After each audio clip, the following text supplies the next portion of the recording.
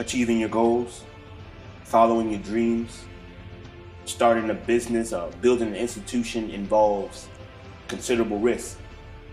Risk that you won't be able to pay your bills. Risk that you'll fail to create something sustainable. Risk that your own people will not support you. Yet, in spite of those risks, we must have the strength to press forward towards our collective and individual goals. Harriet Tubman represents one of our greatest ancestors who refused to let potential risks stop her.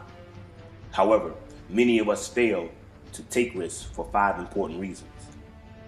Number 1, embarrassment.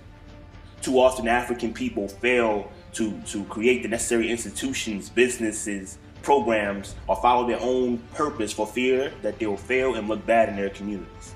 And that's certainly possible. But so what? We only answer to the Creator, our ancestors, our children, and the unborn. Plus, failures and mistakes only help us grow. It only helps us learn. Babies fall many times in their effort to walk. Those shaky steps forward help the baby develop the physical and mental ability to walk upright. We must take those steps towards our dream no matter how we look. Millions of Africans took the risk to run away from the plantation when they knew that there was a possibility they would be caught and brought back in chains and experience embarrassment. Yet they took to the bush anyway, because they understood that any place was better than the plantation. Any place you are going is better than staying in a place where you do not want to be. Walk towards your goals. Take those baby steps if you must. Another reason is rationalization or excuses. We rationalize and second guess ourselves constantly. We rationalize that we can't start a business because our people feel the white man's ice is colder and his sugar is sweeter. But we ain't selling ice and we ain't selling sugar, so let's sell some ice and sell some sugar and see what happens. And sometimes we rationalize that our situation is not as bad as it seems. If we could only vote the right person in office, things would be all right. If our children only accepted the miseducation doled out by the public school system quietly, things would be all right. Or we say things like, I have been in this company for 5, 10, 20 years and they're not going to fire me. Things are all right. But listen, we cannot pass on a job to our children. And we must stop procrastinating and ducking our responsibilities to our communities. It is said that if something is important to you, you'll find a way. If it is not, you'll find an excuse. Another reason why we don't go towards our goals and we don't take a risk is the unrealistic expectation. The unrealistic expectation that things will be easy. Look, nothing of worth is easy. But many of us turn and run in the opposite way when an obstacle appears. Too many of us want our fight for liberation, our fight for self-determination, our fight towards our dreams to be comfortable, and that's an unrealistic expectation. Life is hard, especially for African people. But the rougher the water, the stronger the swimmer. Go into the process of building for our people with the understanding that it will be tough, and most folks won't help. Most folks will say it can't be done. Most folks will tell you that you're wasting your time, because if people can't see it for themselves, they usually can't see it for you. And if they don't help, the simple solution is this. If there's no wind, then row. If your ship does not come in, then swim out to it. It is your responsibility and no one else's. Life is difficult, but it'll be all right. Another reason is we think everything must be fair. I often hear people complaining that we shouldn't have to build our own schools.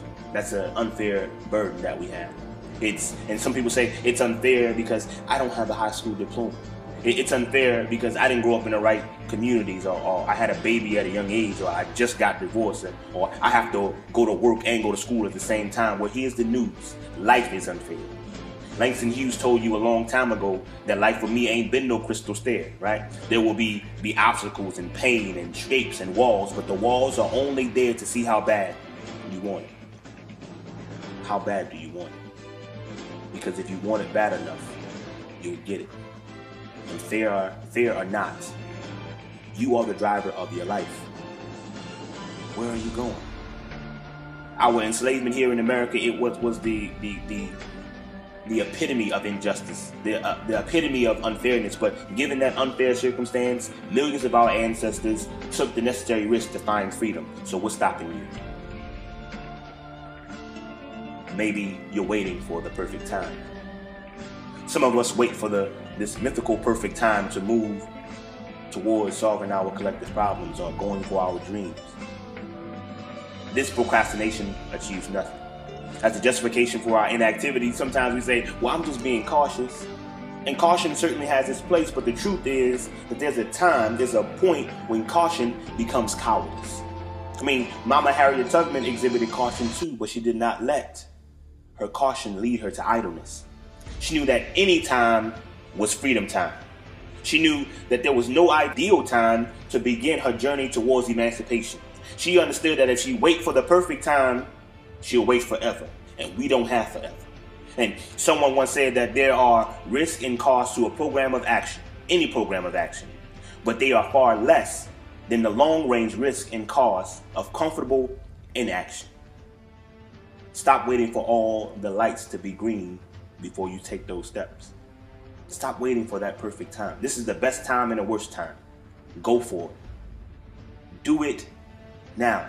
Go change your career now, right? Start reading those books now. Start that business now. Go for your goal and go for your dreams now. Do it now. Don't let any of these reasons keep you from achieving your goals or establishing those vital institutions for our community that we may need, or that we may know we need, or may not know we need. Decide whether or not the goal is worth the risk involved. If it is, stop worrying and start doing it. Join the other Africans across the country who are taking the risk to follow their dreams, right? To develop young African warrior scholars who are laying the foundation for generations yet to come. No matter if you will be embarrassed, who cares? No matter if it's unfair, who cares? No matter if it's not the so-called perfect time, who cares? Go for your dream. It is there. Take a risk and win for our people. Revolutionary love.